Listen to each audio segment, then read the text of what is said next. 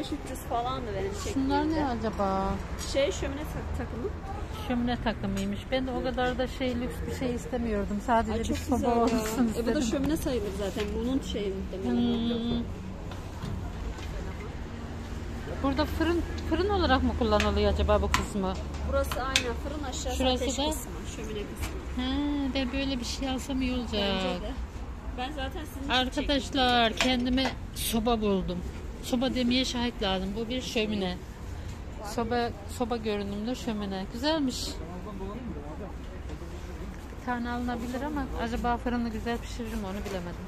Ya sabır. Şurada da şu şekilde başka modelleri var. Düz. Şu daha iyi sanki.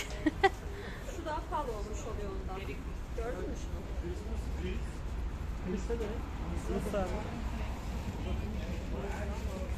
Burada tek şömine kısmı var, fırınsız.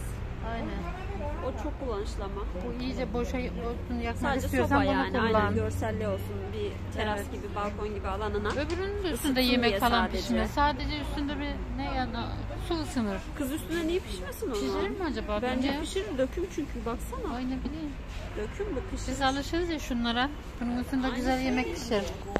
Şuralara tencereye koyuyorsun, şunu kaldırıyorsun. Isıyı daha fazla şey yapar. Ben böyle soba alırım bir tane kesin de. Benim döküm tava tencere gibi düşün. Dökümler her zaman daha fazla biriktiriyor, tutuyor ya ısıyı.